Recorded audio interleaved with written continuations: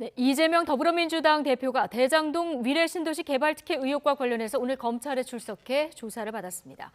김기현 국민의힘 의원이 대규모 수도권 출정식을 가진 가운데 안철수 의원과의 신경전도 거세지고 있는데요. 자, 이종훈 평론가, 차재원 특임교수 두 분과 한 주간 전국 이슈 정리해 보겠습니다. 어서 오십시오. 예, 안녕하세요. 예, 안녕하십니까. 자, 이재명 대표 오늘은 혼자 포토라인에 섰습니다. 조사를 받으러 검찰 청사로 들어가기 전에 준비한 입장문을 읽었는데요. 관련 녹취 먼저 듣고 이야기 시작하겠습니다. 윤석열 검사 독재 정권이 정적 제거를 위해서 국가 권력을 사유화한 최악의 현장입니다. 이제 이 나라가 검사에 의한, 검사를 위한 검사의 나라가 돼가고 있습니다. 순리와 진실의 힘을 믿습니다. 주어진 소명을 피하지 않고 무도한 윤석열 검사 독재 정권의 폭압에 맞서서 당당하게 싸워 이기겠습니다. 검사를 위한 검사의 나라. 오늘 A4 용지 한 장짜리 입장문을 읽는 모습 보셨는데요. 윤석열 검사 독재 정권 이 얘기가 오늘 3번이나 나왔습니다. 지난번 성남FC 소환 때는 좀 길었지만 지금보다 표현 수위는 낮았던 것 같은데요. 네. 어떻게 보십니까? 예, 뭐 이것만이 살 길이다 이렇게 생각을 하는 거죠. 그러니까 뭐 실제로 그렇습니다. 그러니까 지금 어찌 됐건 이번 그 검찰 수사를 정치 탄압으로 몰고 가야. 지난번에 당규 개정하지 않았습니까? 예. 정치 탄압으로 인정을 받아야 설령 검찰이 이제 기소를 하더라도 당 대표직을 계속 유지할 수 있는 거죠. 그렇기 때문에 더욱 더 목청 높여서 이거는 정치 탄압이다. 예. 그러니까 거의 그 군사 정권 당시 급에 버금가는 그런 이제 검사 독재 시대다. 그렇게 지금 계속 역설을 하는 거죠. 예. 정치 탄압이라는 어떤 이 목소리를 부각하는 거다. 자, 얘기해 주셨는데 국민의힘은 약자 코스프레다 이렇게 비판을 하고 있습니다만 자, 민주당은 윤석열 당시 검사가 부산저축은행 수사를 부실히 했기 때문에 이 대장동 사건이 일어난 거다 이런 주장도 하면서 지금 다른 대장동의 여러 갈래 혐의는 수사를 왜 안 하고 있느냐 이런 주장을 하고 있거든요. 예, 바로 그 때문에 이재명 당대표 입장에서는 앞서 이야기하신 것처럼 윤석열 검사 독재 정권이라는 논리를 지금 구사하고 있는 것 같습니다. 그러니까 윤석열 대통령과 검사가 한 몸이다. 그렇기 때문에 그러한 그 검사가 수사는 결국 정치적 수사일 수밖에 없고, 그리고 그 수사 자체가 독재 정권이 하는 것이니까 결국은 이 목적이 뭐냐, 정적을 제거하는 것이다. 네. 라고 이렇게 이야기를 하는 것이죠. 근데 여기서 또 하나 조금 눈여겨볼 대목은 윤석열 검찰 독재 정권이 아니라 윤석열 검사 독재 정권이거든요. 그러니까요. 그것은 그러니까 검찰 조직 전체와 이 소위 말 친정권 검사, 윤석열 대통령의 측근 검사라고 할 수 있는 이 정치 검사들과의 분리를 통해서 일종의 뭐랄까요? 그러니까 지금 윤 대통령 쪽의 그런 정치적 의도에 충실히 하고 있다고 생각되는 그런 몇몇 소수의 검사들에 대한 강한 경고를 보내는 식으로 이야기를 예. 하면서 자신의 혐의를 상당히 억울하다는 부분을 부각시키려고 하는 하나의 어법이 아닐까 하는 생각이 듭니다. 예, 검찰이 아닌 검사라는 표현을 쓴 부분을 주목해 주셨는데요. 오늘 이재명 대표 출석 자리에는 친 이재명계 의원 몇 분이 이제 참석을 했고요. 그리고 밖에서는 찬반 집회 다 열렸었는데 지금 심야 조사에 동의를 안 하는 것으로 지금 전해지고 있어서 9시부터는 조서를 열람하고 있는 것으로 전해지고 있는데요. 아마 자정전으로 나오지 않을까 싶은데요. 네. 나왔을 때 풍경은 이때와 비슷하다고 예상해 보면 될까요? 그렇죠. 예. 예, 아마 이제 지지자들이라든가 또 지금 현장에 참석했던 야당 의원들 같은 경우에 끝까지 자리 지키는 것을 이제 원칙으로 하지 않을까 이렇게 생각이 들고요. 네. 그래서 이제 끝까지 이재명 곁에 있었다. 특히 국회의원들 같은 경우에는 그런 장면을 좀 남길 필요가 좀 있는 거죠. 예. 검찰 조서 이 검토는 이재명 대표가 역시 변호사답게 꼼꼼하게 살피는 것 같아요. 지난번에도 거의 한 4시간 가까이 네. 그렇게 조서를 면밀하게 검토한 것으로 그렇게 좀 알려지고 있는데 네. 이번에는 아마 더 걸리지 않을까 싶어요. 그러니까 여러 가지 혐의 내용도 더 많고 또 검찰이 새롭게 지금 아마 추가했을 그런 증거 자료도 꽤 많이 이제 그 아마 첨부가 돼 있는 그런 상황이 아닐까 이렇게 생각을 예. 하고 향후에 있을 이제 법정 투쟁을 이제 또는 이제 법정 에서의 이제 그 심의 과정 그런 것들을 이제 고려를 해서 아마 그 혐의 내용 하나하나 증거 하나하나를 좀 면밀히 검토하는 그런 시간을 갖지 않을까 이렇게 생각을 합니다. 네. 자, 이재명 대표가 지금 검찰 조사를 받고 지금 조사 열람 중이다 이렇게 전해지고 있는데요. 현장에는 기자들이 지금 대기를 하고 있는 이런 상황입니다. 지금 나왔나요? 예, 이재명 대표가 조사 열람도 마치고 지금 나왔다 이런 소식이 전해지는데 현장 화면을 잠시 보여주실까요? 네, 지금 현장 화면입니다. 이재명 대표의 얘기 윤석열 들어보시죠. 검사 독재 정권의 검찰답게 역시 수사가 아닌 정치를 하고 있었다는 느낌이 듭니다. 진실을 발견하기 위한 조사를 하는 것이 아니라 기소를 목표로 조작을 하고 있다는 느낌을 지울 수가 없습니다. 굳이 추가 소환을 하기 위해서 시간을 끌고 했던 질문 또 하고 제시한 자료 또 제시하고 질문을 지연하는 이런 행위야말로 국가 권력을 사유화하는 아주 잘못된 행동이라는 생각이 듭니다. 제게 주어진 소명에 더욱 충실하고 굳건하게 싸워 나가도록 하겠습니다. 이 늦은 시간에 관심 갖고 지켜봐 주시고 또 고생하시는 우리 지지자, 당원 그리고 국민 여러분 감사드립니다. 검찰이 이차 출석 조사 하지 마시죠.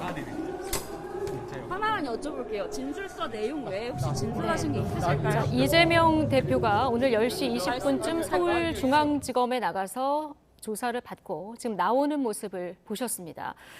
자, 앞서 들어갈 때 했었던 것처럼 좀 전에 얘기해 주신 윤석열 검사 독재 정권 이 얘기 오늘 지금 또 나왔고요. 또 했습니다. 예, 그러니까 그리고 지금 이재명 대표가 말한 걸 보면 결국 세 가지 이야기지 않습니까? 역시 수사를 하고 있는 것이 아니라 정치를 하고 있다. 네, 이거는 조작을 하고 있는 그렇죠. 느낌을 지울 수 없다 이렇게 얘기했거든요. 그렇기 때문에 그러니까 이 앞서 이야기한 대로 윤석열 검사 독재 정권은 지금 자신에 대한 수사가 아니라 지금 상당히 정적 제거용 수사를 하고 있다는 이야기를 분명히 하고 있는 것 같고요.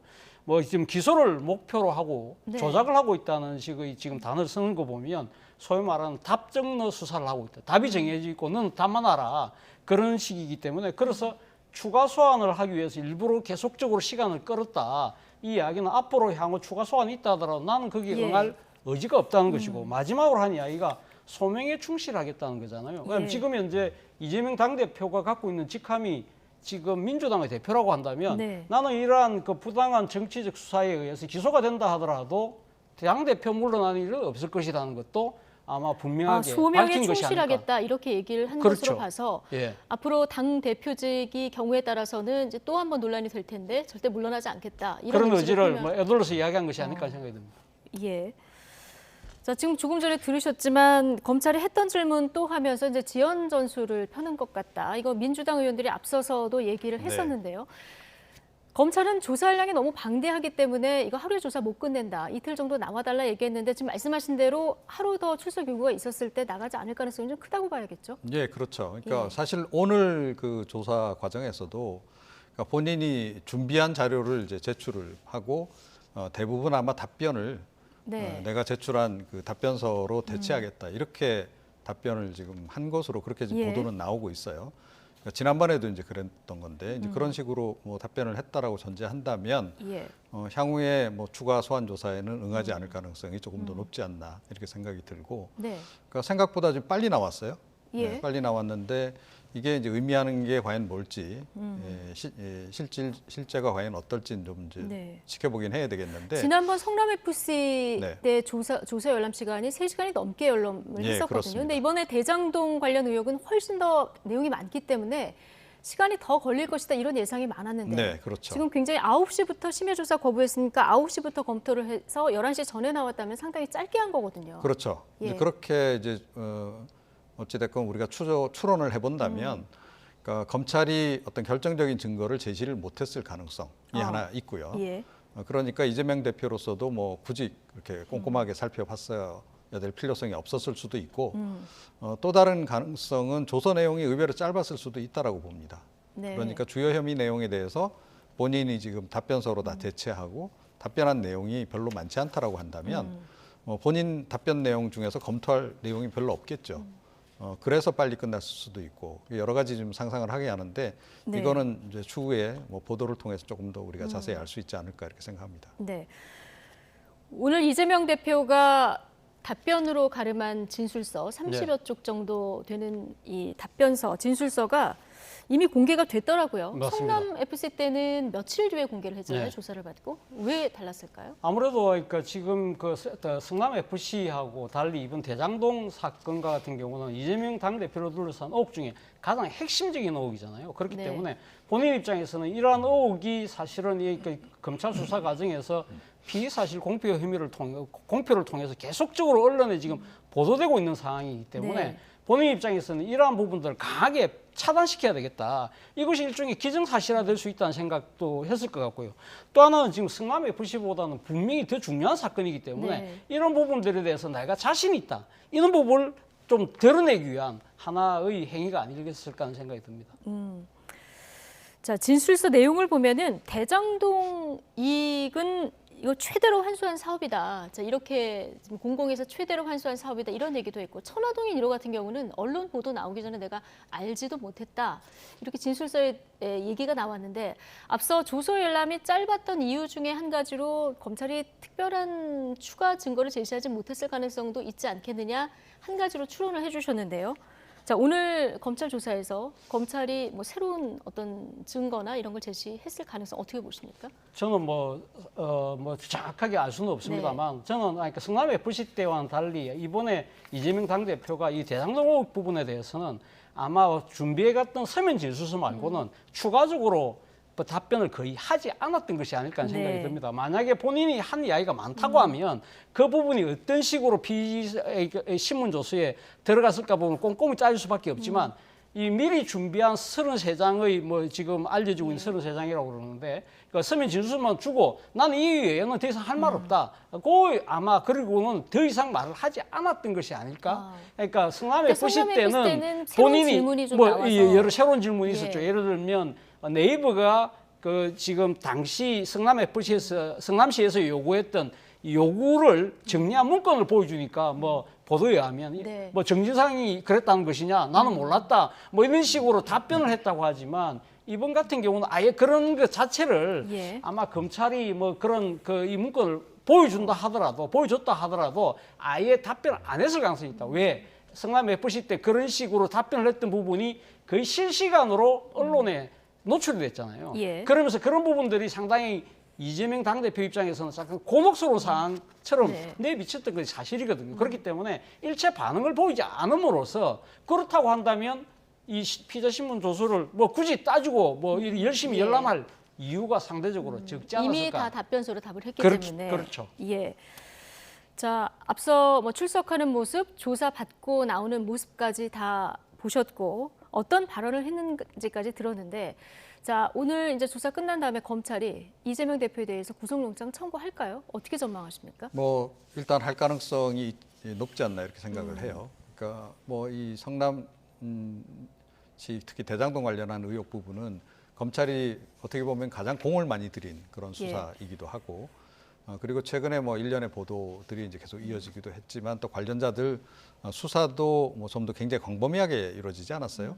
뭐 김만배 씨 측근에 대한 수사까지 지금 막 진행이 된 이제 그런 상황입니다. 그래서 수사 범위도 굉장히 넓었고 그래서 이게 전체적으로 보면 결국은 이재명 대표의 혐의를 입증하는 것으로 이제 초점이 모아지는 건데 그렇게 광범위하게 증거를 수집한 상태에서 그냥 넘어갈 리는 없지 않을까 좀 이렇게 좀 생각을 하고요. 네. 뭐 이제 구속 구속 영장이 과연 이제 나올지 이제 좀 관심사이긴 한데 법원에서 예, 그거는 결국은 이 사안의 중대성을 이제 많이 보지 않을까 싶어요. 그러니까 제1야당 대표이기 때문에 뭐 도주 우려는 없는 거 아니겠습니까? 예. 그리고 증거인멸 같은 경우에도 뭐 이미 했다라고 한다면 다 했겠죠. 네. 이제 그렇게 보자면 추가적인 증거인멸 가능성도 그렇게 높지는 않습니다. 그래서 마지막으로 뭐 혹시 이제 그 사법부 쪽에서 영장 발부를 한다고 한다면 근거가 될 수 있는 것은 사안의 중대성. 그러니까 이 워낙 이제 범죄의 그 범위가 방대하고 또 규모도 크고 하기 때문에 예. 그게 되지 않을까 이렇게 좀 예상을 해봅니다. 네, 사안의 중대성을 입증할 어떤 스모킹건이 될 만한 증거가 얼마나 있느냐 이게 이제 관건이 될 것 같은데, 자 만약에 만에 하나 구속영장을 청구하고 법원이 발부를 하게 되면 이제 공은 국회로 넘어오는 거 아니겠습니까? 지금 근데- 상태로 보면은 체포동의안 부결될 가능성이 큰데요. 그렇죠. 근데 사실은 그러니까 구속영장을 발부하기 전에요. 예. 그러니까 지금 그러니까 구속영장 실질 심사를 하기 위해서는 피의자를 일종의 그러니까 구인을 해야 되거든요. 네. 그 구인장을 발부하는 것 자체가 일종의 체포영장입니다. 네. 그렇기 때문에 사실은 법원이 그러니까 구속영장을 그러니까 실질적으로 심사하기 전에 네. 만약에 국회 본회의에서 그 체포영장에 대해서 구인장에 대해서 만약에 민주당이 부결을 시켜버리면 예. 법원에서 아예 구속영장 실질심사를 할 수가 없는 거예요. 아, 그렇기 때문에 그렇죠. 예. 사실은 그럼에도 불구하고 저는 아마 검찰이 구속영장은 일단 청구할 가능성이 높다. 뭐 앞서 말씀하신 것처럼 상당히 대장동 의혹이 이재명 당대표를 둘러싼 가장 큰 의혹이잖아요. 그렇기 때문에 이건 뭐 이 검찰 입장에서는 자신들의 그러니까 이 수사의 정당성을 증명하기 위해서라도 청구를 할 수밖에 없는 것이고, 또 하나는 앞서 제가 말씀드린 대로 네. 만약에 구속영장을 청구할 경우에 그런 법원에서 구인장을 발부할 경우 그것이 결국은 국회로 넘어간다는 것이죠. 그러면 민주당이 그러면 만약에 부결시키면 민주당이 또 일종의 방탄 뭐 예. 이런 그 이 프레임에 빠질 수밖에 없는 것이거든요. 이 논란이 또 한 번 불거질 그렇죠. 수밖에 그렇기 때문에 그런 점을 없고요. 노리서라도 예. 아마 향후 또 앞으로 추가적인 또 혐의들이 있지 않습니까? 그런 걸 봤을 때는 검찰 입장에서는 아마 될 만한 사안이다 생각하면 무조건 아마 구속영장은 일단 청구를 할 것 같습니다. 예. 지금 국민의힘에서는 이 대표가 대표직을 빨리 내려놔야 된다 이런 얘기를 하고 있고요. 비명계에서도 기소가 되면은 당 대표직 사퇴를 해야 된다 이런 주장이 이제 나오고 있는 상황인데, 앞서 오늘 그 이재명 대표가 조사를 받고 나오는 길에 답변을 보고 차재원 교수님께서는 당 대표직 끝까지 유지할 것 같다 이렇게 전망하셨거든요. 네, 저도 그렇게 봅니다. 그러니까 아까 말씀드렸듯이 이제 이게 살 길이다라고 생각한다라고 제가 말씀드렸는데 네. 지금 이거 정치 탄압 프레임을 계속 좀 강조하고 있고 그 강조의 수위도 계속 높아지고 있다라는 거죠. 그거는 이제 본인이 이미 그런 쪽으로 방향을 지금 잡아가고 있다라고 예. 하는 거를 반증해 주는 거다라고 저는 생각을 합니다. 그래서 아마 비명계 내지는 뭐 이 당 차원에서 당 내에서 뭐 당원들 중에서도 이제 그런 요구를 하는 사람들이 분명히 있을 거다라고 생각을 예. 해요. 그럼에도 불구하고 아마 그 이 설령 기소가 되더라도 최대한 그 당 대표직을 유지를 하려 들 것이다 이렇게 생각을 합니다. 예. 총선 뭐 1년여 남긴 했습니다만은 이재명 대표 사법 리스크가 어떤 방향으로 영향을 미칠지 뭐 여야 막론하고 정치권에서 최대 관심사가 될 수밖에 없는데요. 자, 각기 뭐 질문이 좀 다른 여론조사 결과이긴 합니다만은 설 전에 그 조사를 한 여론조사 결과와 설 연휴 이후에 조사한 내용이 수치가 좀 다르거든요. 네. 사법 리스크 앞으로 조사가 계속 될 텐데 시간이 갈수록 어떻게 일단 뭐 될 거라고 이재명 보십니까? 당대표에게는 상당히 좀 불리한 사안일 수밖에 없는 것이죠. 그렇다고 하더라도 아마 가장 결정적인 부분은 향후 수사 그리고 아마 기소에서 재판하는 과정에서 네. 이재명 당대표를 둘러싼 의혹을 증명할 수 있는 결정적인 증거를 검찰이 제출할 수 있느냐, 그것이 저는 가장 큰 예. 것이 아닐까 하는 생각이 들고, 만약에 그러니까 이 증거가 없다고 하더라도 예를 들면 대장동 사건과 같은 경우는 사실은 그러니까 지금 김만배 씨가 유동규 씨를 통해서 정진상에게 이야기를 했고 수익 배분하자. 그래서 이재명 당대표에게 보고가 됐다는 것이 검찰의 그 하나의 일종의 논리잖아요. 그런데 예. 그 중에서 지금 유동규 씨는 그렇다고 이야기는 하고 있지만 지금 김만배 씨, 맨 처음에 제안했다는 김만배 씨나 그리고 또 정진상 씨는 이재명 당대표를 연결할 수 있는 하나의 고리인데 그 두 사람이 지금 진술을 안 하고 있죠. 있거든요. 연결고리가 연결이 안 되고 연결이 있죠. 안 되고 있죠. 그렇기 예. 때문에 증거뿐만 아니라 이 두 사람이 어떠한 증언을 하느냐 여기에 따라서 상당히 앞으로 향후 민심의 향배가 결정되지 않을까 하는 생각이 듭니다. 예. 만약 증거가 충분하지 않아서 만에 하나 이제 무죄가 입증된다. 이렇게 되면은 이재명 대표의 뭐 정치적 입지는 어떤 분은 그냥 다음 대통령이다 이렇게 얘기하시는 분도 네. 있더라고요. 뭐 더 확고해지는 건 네. 분명하겠죠. 그러니까 뭐 그야말로 계속 그동안에 주장해왔던 정치 탄압 프레임이 딱 맞는 것으로 좀 규명이 되는 거나 다름이 없기 때문에 당연히 이제 그럴 거다라고 생각을 하고요. 네. 아마 그 민주당 특히 친명계 그리고 이재명 대표 같은 경우에는 본인이 설령 기소가 되더라도 그렇게 나쁘지 않다라는 생각을 할 수도 있어요. 예. 그러니까 이게 오히려 이제 정치적으로는 이런 정치 탄압 프레임을 더 이제 증폭을 시켜 나가면서 핵심 지지층 이제 잘 다 규합하는 게 충분히 가능해지고 거기에 더해서 중도층만 조금 설득해낼 수 있다면 이대로 그대로 가더라도 이 총선 국면에서 결코 불리한 건 아니다. 이런 판단을 좀 할 가능성이 있다라고 보고요. 예. 뭐 향후에 재판이 진행되겠지만 재판이 얼마나 걸릴지는 아무도 좀 예상하기 어려운 거 아니겠습니까? 그래서 총선 전까지 결론이 과연 1심이라도 나올지 안 나올지 그것조차도 불투명하다는 거죠. 네. 그래서 아마 그 이재명 대표나 친명계 쪽에서는 그런 방향으로 이제 몰고 갈 텐데 이게 과연 이제 중도층 표심에 과연 어떻게 영향을 미칠 것인가가 결국은 가장 중요해지지 않을까 이렇게 생각을 해요.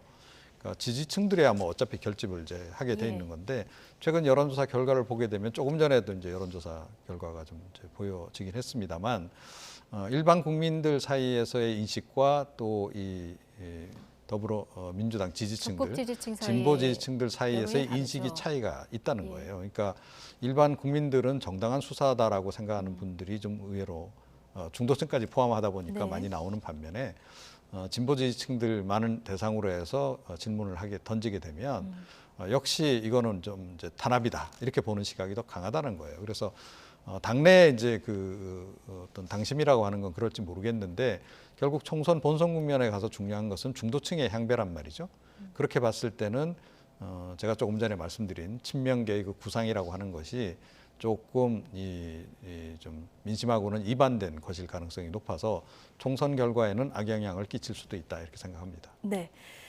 자, 두 번째 소환 조사를 마친 민주당 이재명 대표 관련 얘기 해봤고요. 자, 이번에는 국민의힘 당권 경쟁 얘기 좀 해보겠습니다. 국민의힘 민심에 잘 맞춰서 가고 있는지 지금부터 분석을 해볼 텐데요.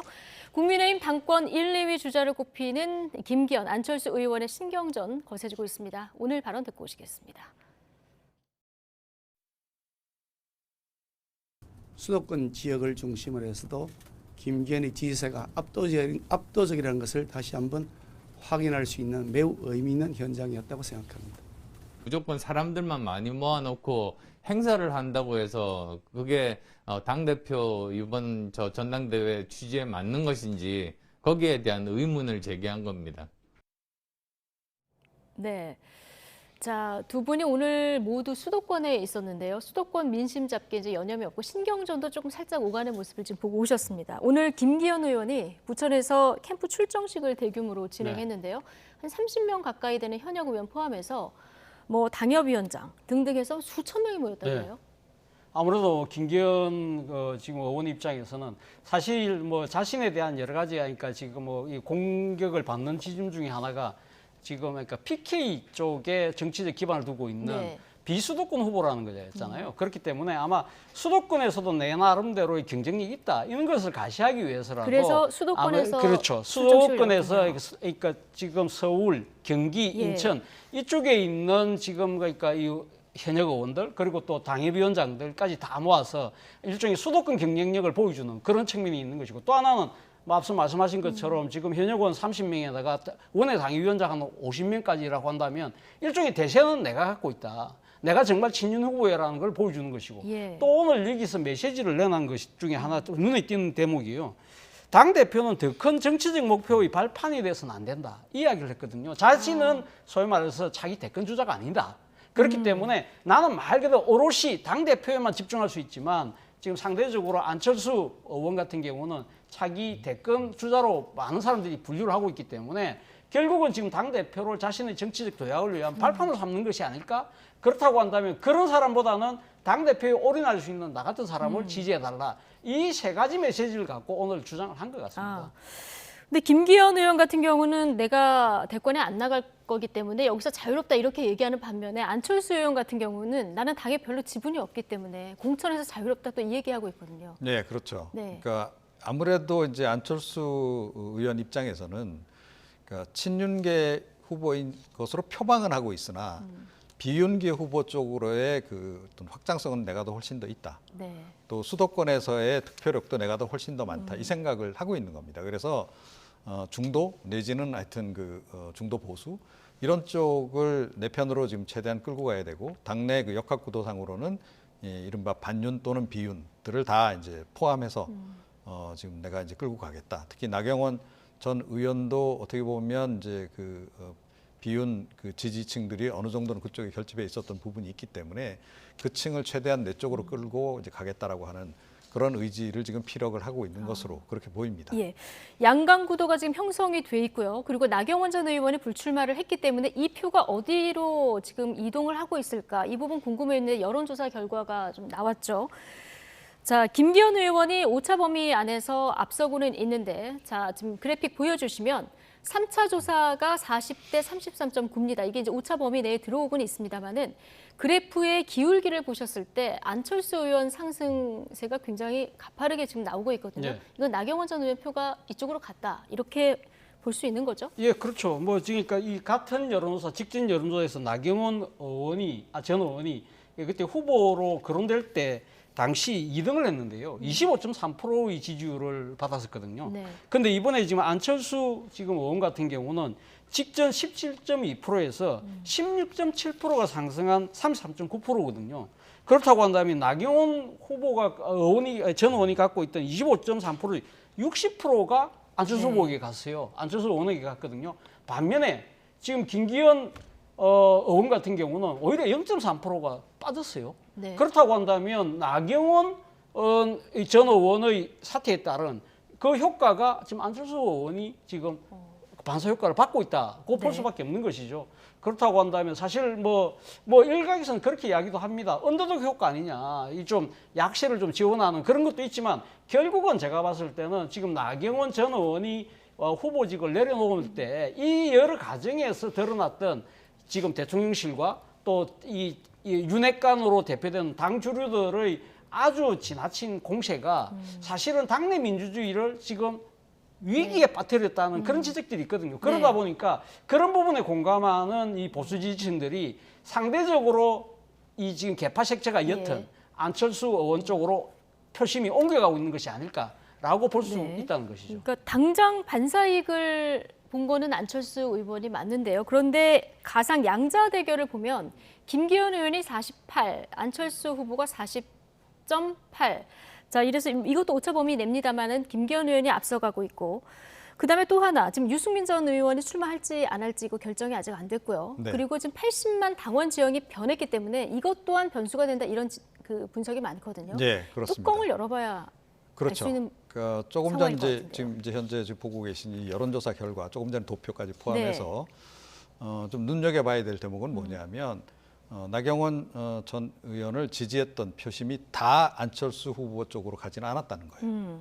조금 전에 이제 지난번 이제 같은 여론조사에서 25.3% 예. 나경원 전 의원이 이제 확보를 했던 바가 있는데 그 중에 한 16% 정도는 갔어요.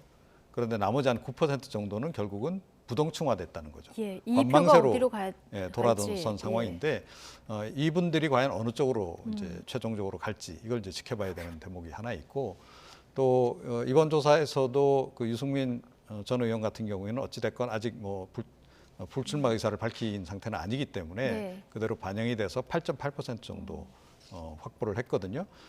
이 표심이 또 어디로 갈지도 지켜봐야 된다. 부동층으로 남아있는 표 그리고 유승민 전 의원의 출마 여부에 따라서 이 표가 또 어디로 가는지 이걸 그렇습니다. 지켜봐야 되는데 만약에 이 표심이 모두 안철수 의원 쪽으로 간다라고 한다면 안철수 의원이 오히려 더 좀 유리한 구도가 될 수도 결선 투표로 있습니다. 갔을 때. 예, 그런 이제 부분이 좀 남아 있고요. 네. 나머지 또 윤상현 후보하고 또 이제 좀 황교안 전 대표 같은 경우도 이제 중도에서 어떻게 처리될지 모르거든요.